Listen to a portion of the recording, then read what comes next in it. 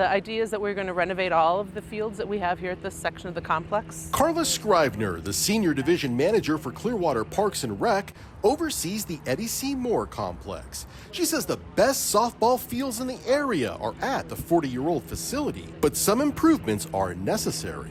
Really needs a little bit more upgrading done to it to be competitive in the environment that we're in. The city wants to spend millions of dollars to renovate the complex. The plan calls for expanding the bleachers to seat up to 4 times more spectators. Carla says they also want to improve the viewing experience around fields 1 through 4. So we'd like to take this fencing out, this galvanized fencing, and put in netting that would be more conducive for filming through.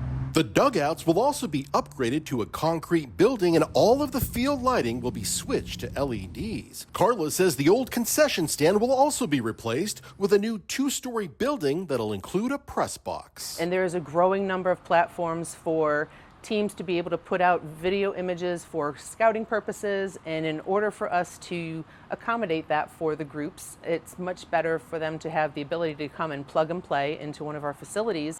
The complex attracts up to 35 tournaments each year, with some games being broadcast on ESPN and the MLB network.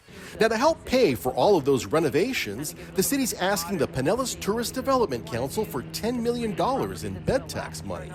At the July 17th meeting, TDC board member Phil Henderson voiced his support for the project. I know the ADC Moore complex will probably attract more tournaments and so forth if it's more up to date and modernized.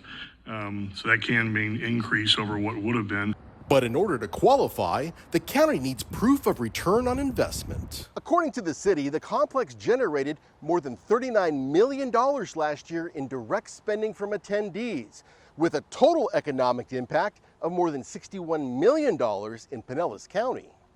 Softball has a long history in Clearwater, dating back to the fast-pitch Clearwater Bombers as early as the 1940s. What we're hoping to continue to be able to do to grow the sport of softball, continue to promote women's athletics, and continue to make Clearwater a spotlight community, not just here in Florida, but across the country. Carla says the proposed renovations at the Eddie C. Moore complex will ensure the sport thrives well into the future. In Clearwater, Josh Rojas, Spectrum News. Replace and get new scoreboards as well for the fields and make sure that they are